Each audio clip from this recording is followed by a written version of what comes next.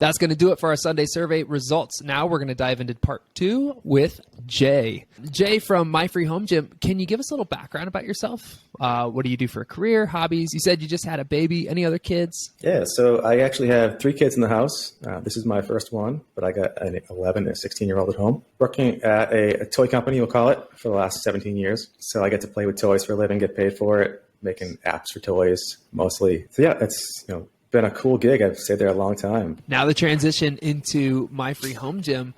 You've had a home gym. What was the original reason that you started? So I started a home gym way back in high school, actually, getting like the Sears Weeder kind of gym that everyone had in like the 90s. And then I went years and years without it. Went to like the typical gold style gym. And then 2020, when the world shut down, we were just kind of realizing we haven't been to the gym in months, getting lazy and scrolling through Facebook. And I kind of have like these like Facebook addictions where I just scroll through Marketplace and try to get something. And this Body Solid kind of set came up. And I was like, would you want that? Like, could we fit that somewhere? And so I was talking to my fiance about it. And we ended up just getting one of those like giant 4-sided Body Solid monstrosities. Mm-hmm. And I were like driving to Cape Cod and loading up a pickup truck and like a trailer and hauling this stuff out. And I was just like, wow, I have a home gym now. Like, this is it. I am done. And then it kind of escalated from there. Yeah, we know the feeling. On your profile, it says 300 plus deals later and it's free. So what do you mean by that? Yeah, and that's kind of like an unintended consequence of constantly scrolling OfferUp and Facebook and Craigslist. I just kind of kept buying whatever was available. I mean, back then you couldn't get stuff new. Even the used market was hit or miss. So like I would buy literally whatever I could find and keep the good stuff and then flip the rest. And just trying to sell at market to get my money back and like keep that one like gem. And I did that over and over and over. And I kept finding rusty plates in basements and backyards, and I would take those, clean them up, and the typical stuff that people are doing. Like I didn't know that was a thing. I didn't meet other people that were doing this at the time. I didn't know about podcasts. I didn't know about even like Rogue or any of these brands. I just kind of bought whatever was available and taught myself as I went. But pretty quickly, I was in like several $1,000s within like a few weeks. I was like, this is going to get dangerous. Like, I got to start explaining this to her, like how much money I'm spending on this gym. But as I started selling pieces and making a profit each time, like it became a little bit easier. And like anyone that does this kind of has like this master spreadsheet, and we all have our own kind of ways to do it. But you track like every single deal in or out, and like how much you paid, how much you spent, how much profit. And as you watch those numbers kind of go up and down, you feel a little bit more comfortable each time. So, eventually after hundreds of ins and outs, it paid for itself. I paid for everything in here. People are always like, well, was it handed to you? Was it free? And it wasn't free. I paid, thousands of dollars for some of this stuff, but it comes out of the profit. So you have to look at the bottom line, not the individual items. But yeah, I mean, it paid for itself in the end. That's amazing. You were mentioning some of the brands you had in the part one. I mean, you're sitting with your Sorinex rack. You got a lot of Rogue in there. Those aren't cheap pieces. So this one, it started as the Sorinex Apex. I mean, I think he paid $11,000 for it. And so, yeah, the parts, they add up quick. But this is one of those cases where you find a deal, you kind of build a network. A buddy of mine in Boston sent me this. He's like, check out this rack. It's in Virginia. And I'm like, that's crazy. Like, let me talk to this guy. And that's kind of how a lot of these deals start. You just kind of start chatting with somebody. And you're like, I love your setup. Why'd you do this? What'd you think of this? And eventually you kind of start learning the motivation. Like, why are you selling it? Are you moving? Are you relocating? Are you doing this or that? And he's like, well, hit me with a number. I was like, all right, well, I mean, I know what you paid for it. I know you listed it for, $8,000. I can't afford that. I'm not going to drive 10 hours for $8,000. But eventually, like if a number sticks and they have motivation, that's when you can make a deal happen. So that was a case where I got in a van. I rented a Hertz van and drove 11 hours each direction and picked up a Sorinex Apex. So, I didn't realize it. Yeah, that's awesome. What'd you pay for it? It was aggressive. What did I pay for it? So I got it for $3,000. Don't tell anybody. Wow. Oh, wow. Yeah. Yeah. A lot of jealous listeners right now. Yeah. I had about $700 in travel expenses once you factor in the gas and the rental, hotel, but all in, I can't complain. No, that's incredible. How long ago was this? That was last summer. Last summer. Yeah, I felt bad. The guy was awesome. We chatted for a long time. He was relocating, and it just didn't fit. And this is kind of a niche market for $13,000 SWAT racks. Yep. So yeah, sometimes you get lucky. Very lucky. That's awesome. When did you start producing content in the home gym scene? So that started around January of 2021. And really just like haphazardly, like my kids were constantly on TikTok and I was just kind of giving them crap about it. And I'm like, is there any like gym stuff on there?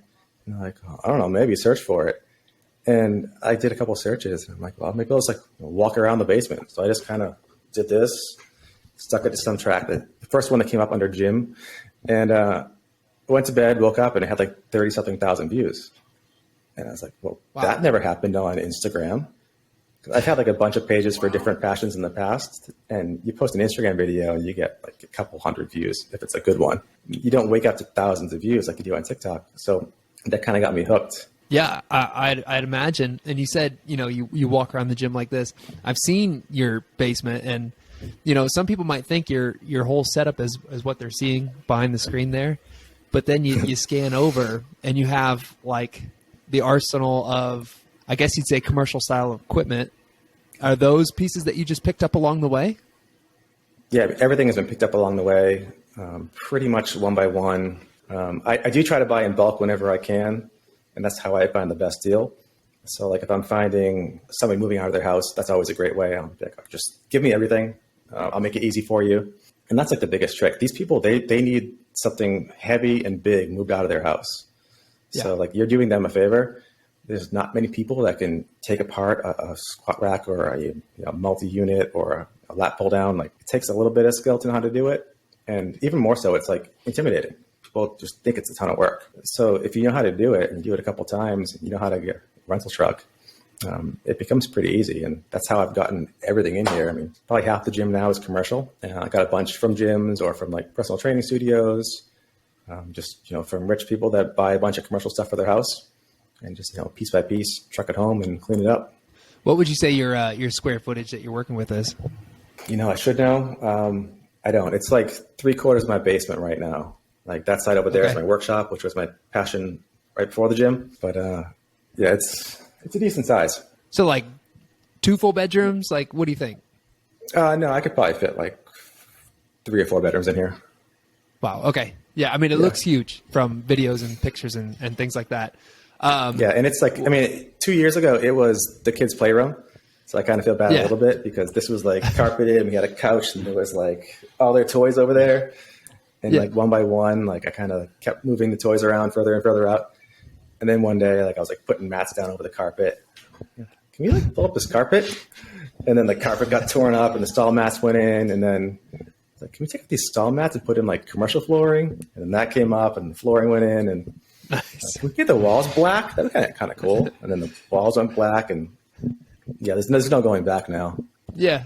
Are you the only one that uses your gym? No. So my kids use it. My oldest, the 16-year-old, he was down here a lot. Like his friends use it. Oh, that's perfect. My 11-year-old is kind of getting excited about it, but probably within a few years he'll be down here. My fiance, he'll get down here eventually. Yeah, they have the perfect setup there. That's awesome. Especially 16-year-old with friends. Yeah, that's it's awesome. the spot to be. It's cool to have them come over and have all their friends come over. Yeah. Are you reviewing stuff as well? So I'm kind of in this weird place where I would love to review stuff. I think the platforms that I'm on, like having spent so much time on TikTok, it's not a review platform. It's like make a 5-second video and get a lot of views kind of platform. Instagram, you can get a little bit more of it, but I'd like to be on YouTube. I'd like to start spending more time there. It's just a time thing. Like, do I really want to spend hours that it takes and do a proper review? The type of stuff that you would like to review, would it be the commercial style things or things that you picked up along the way that someone could buy new? Like, no, I think it'd be more like the stuff that I picked up along the way. Ideally, some of the more unique pieces that you don't see that much. Like when I've been looking at stuff, like no matter what I do, I'm going to look at a review. There's stuff out there, even for like the Apex, there was like 2 reviews out there because it's not that common. So before I pulled it apart and sold off the cable columns, I probably should have done a proper review on that thing. But there's a lot of pieces looking around that probably warrant a full review. Yeah. What's like that one thing that you like continually like happen upon like in the used market that you like really struggle to sell? Like, is there like a brand out there where it's like, oh, another one of these, and then you like have to like struggle to sell it? So I wouldn't say it's a brand, but I'll say it's a category. Ab machines. Nobody wants them. Like they're just impossible to sell. And I I'm the idiot that bought like 6 of them so far. Like every time I want, like I got like the big hoist one, like the one that has like the full weight stack and everything. It was like 700 pounds. I didn't need it, but I got a good deal on it, so I needed it. I've got the Legend one right there that I bought and never needed, never used. I had a couple commercial ones. It's like I have a strange addiction to thinking I'm going to start using ad machines, but I don't, and then nobody wants them. Like, what's the opposite end of the spectrum? Like, things that as soon as you post, like, they're gone. For a while, I would say weights. I mean, they were just like kind of liquid gold for a long time. Everything I buy, though, like I take the time to clean up and I make it look pretty much brand new.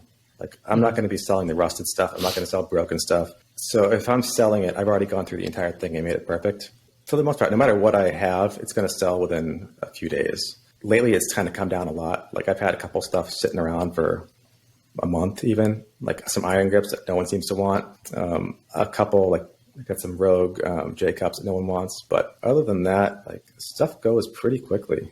Yeah. And that was my next question is you got into it at the height of the pandemic when people couldn't find stock anywhere. So I'm sure like things were flying for you. And you've mentioned it's kind of slowed down. Are you still like hard into the resell stuff, or have you kind of stopped selling so much? And if you're still in it, like how has it slowed down? So I'll say that I'm only really into reselling when it's a byproduct of me buying something I wanted.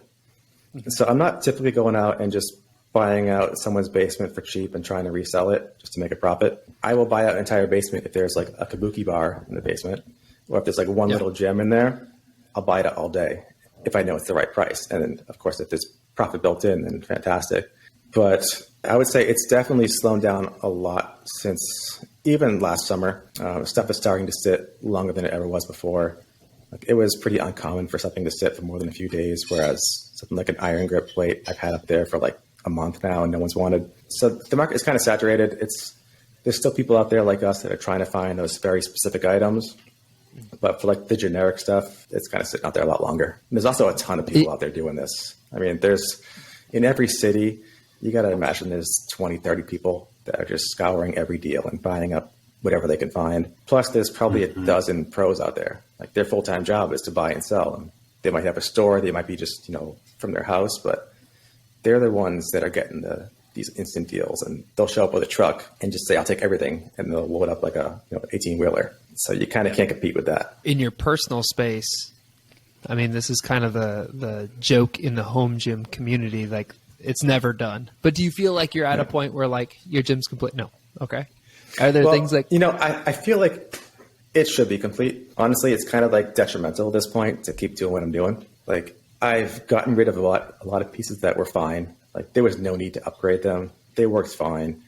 And looking back, I'm like, wow, I'm spending a lot of time driving around and like hanging out in basements. And I'm not spending a lot of time using it. Yeah. So yeah, there's certainly that tipping point of like, I should probably just do a couple more sets and not go buy that multi-grip machine or whatever it is.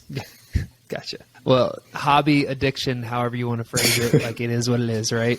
Yeah, you feel like you're missing out. Like if you see a good deal, you're like, damn, I don't need that, but that's a really cool piece that I've never had before, or it's a price I've never seen before. Like whenever I see a C2 for like $300, I'm like, oh, I need that. I'm not going to row. I had one. I didn't use it when I had it, but like I can't not buy it. Right.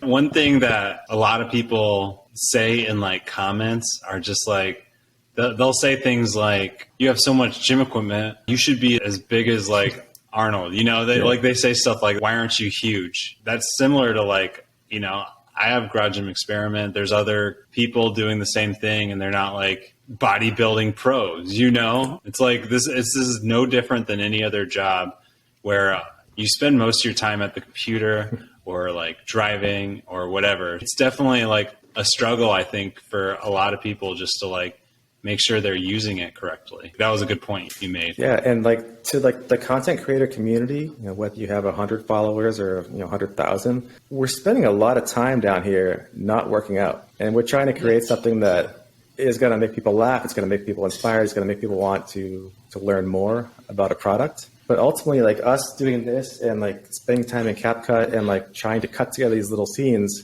and applying music is not working out. So like, I look back to like, working out in high school and college. You brought your iPod and you show up at Gold's, you have your iPod. For me, it was like Disturbed. I had one album on there You hit play, and that's all you have to think about. You don't check text, you don't check Facebook, you don't Instagram story. You go to the gym, you work out, and you leave. And I think that's kind of a huge distraction for a lot of people is they're so obsessed with the content or like keeping up with somebody that they're not just doing the work, and myself included. Yeah, I will say like there are times like I have like this hour and a half. I'm going to go work out. I also need to like catch some pictures of like this bar or whatever. I'll do that like during the workout. It ends up being 45 minutes of like setting up a picture of a bar and like a little bit of working out in between and just like, dang.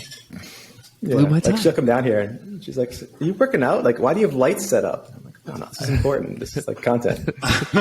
She's like, "But you don't make any money on this. Like, this is not work. This is just you wasting time in the basement." No. It's fun. It's content. That's Someday. awesome. Yeah. You're 2 years in. What's your favorite part about creating the content? I'd say like, meeting people like you, meeting other creators and other people that are just passionate about the same thing. Like I was saying, like I didn't know this was even a thing. I didn't know people got obsessed about garage gyms. I thought it was just something that you went to the store, you went to the Golds, and you come back, and then you go on with your day. You don't obsess about things. I didn't know what Rogue was. I didn't know what Sorinex was or Body Solid or any of these brands. I just whatever was at the gym, Life Fitness. That's what gym equipment meant. So now that I meet these people, like I'll go to a house and I'll sit in their house for like half hour to an hour just walking around. I'm like, so that bar's for sale. I'll take it, but like, can you show me around? And like, what do you think about this? Yeah. And like, we get in these really deep conversations once in a while, and you end up like becoming friends with all these people that they're either trying to buy from you or you're selling to them, or you're just seeing their page somewhere. You just want to connect with them. So the community is really strong. For the most part, everyone's super supportive. And it's just like a fun way to spend some time. Yeah, I've heard it. I don't know if it was Adam Hensley saying things like this, but it's like the classic car community, but like for average, like guys who like to lift. Like these are our cars. Like I have pictures of my gym, and with like people like show some interest, like, oh, you want to see some pictures? Oh, let me show you pictures. Like check it out. And yeah, those conversations, those connections are really cool. It's so true. I mean, like prior to this, I was all about the Jeep community, and I still am, but I don't dump all my money in the Jeep anymore. But you go to these Jeep meetups and you do the exact same thing. You walk around, you say, "Oh, that's a pretty cool Jeep. What kind of parts you got under there?" And you're just talking about parts, and you're all geeking out together about whatever that common interest is. That's interesting. That's cool. What's something about the future that makes you excited to be doing content within this industry? Yeah, I mean, not even just a specific product, but just the innovation coming out of the industry in general. There are so many small companies that have popped up that, it could be a one-person company like doing it at night or on the weekend, and then they post a video and they kind of get some traction. And the videos that, you guys create, that we create, it can really help a company without even trying. And like, we just think it's kind of cool, so we post about it, and all of a sudden they're getting sales. And that's just really inspiring to me. Like, I come at this from a digital marketing background. I joined kind of trying to figure out how it all works and like why it was working.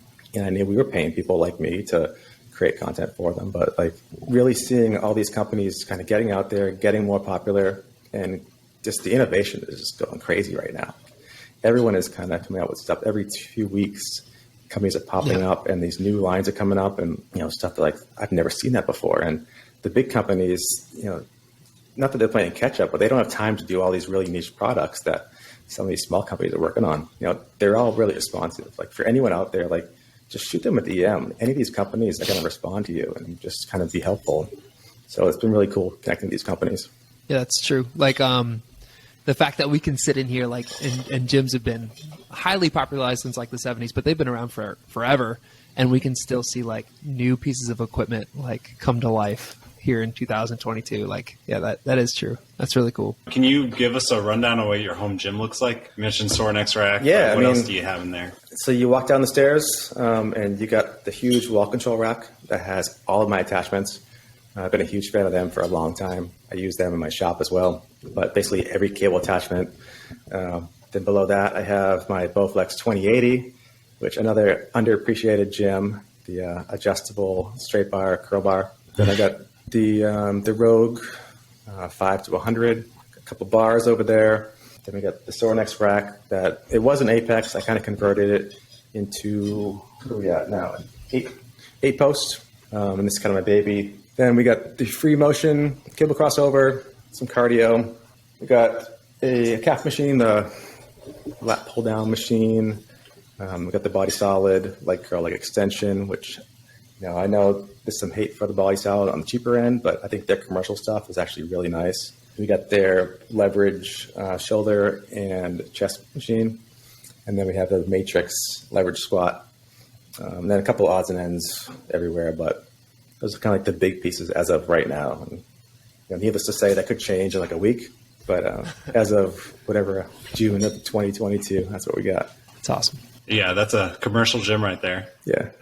You've been flipping for a while. You mentioned some tips earlier, but do you have any crazy flipping stories that you could share with us? I mean, just the idea of having to drive 11 hours each way to grab the Sorinex, it was fun. Like, to me, that's just like a cool way to spend a weekend. There's definitely been a lot of strange stuff too. Like, I've been in hoarders' basements where the grass is up to my knees and I'm like in a wet basement that's literally a standing water. But I'm also looking at a full set of dumbbells and a power tech and all these other things that I know are worth money. And, that was one where I was kind of getting seduced by the owner. So that was a little weird. He was like a 65-year-old man kind of coming on to me. But I've had a bunch of cool stuff too. Nice. Like meeting a bunch of really successful people and, multi-million-dollar homes. And, again, they buy stuff because they think they want it. They don't use it or they're moving. And then, we end up staying in touch. So I've met a lot of really cool people that way. Nice. And then what about TikTok? Do you have any funny TikTok stories? Like people commenting stuff or trends that you see? The trends I don't typically jump on because they are like kind of way out there. What I will do with TikTok is try to make things as short as possible because the attention span is just not there. So even when I want to go in deep, like if I spend more than, say, 7 seconds, we're going to start to have people dropping off. So like you got to be really quick in and out on there. But stuff blows up and it's kind of crazy. I mean, I don't know how many million plus view videos I've had on TikTok, but there's definitely a lot less of those coming up through Instagram. Though I will say, like, once Reels kicked up, you are getting a lot more than you ever were before. And the reason I didn't do Instagram at first is because, like, the old Instagram videos, like, just posting a standard video would get you nothing. But Reels have definitely given you that traction that they kind of ripped off of TikTok. But you're starting to see some videos pop on both platforms. Gotcha. Okay, cool. Yeah. Hey, Jay, you want to give everyone your plug? Where can they follow you? Where can they find you? Where can they check out your basement gym? Yeah, sure. So it is My Free Gym on Instagram and TikTok. Awesome. Guys, go check him out. His gym is a commercial gym in his basement. It's awesome looking. That's going to do it for us. Did you like tonight's episode? Be sure to keep your eye out for new episodes releases wherever you listen to podcasts. Stay involved on our social media sites by following Garage Gym Experiment and taking part in our Sunday surveys on Instagram so that you can be a part of the conversation. Like, follow, subscribe to the channel on YouTube, and get involved in our website for all your home gym content needs. Jake, anything else left for the listeners? Nope. He says no. That's it. Bye.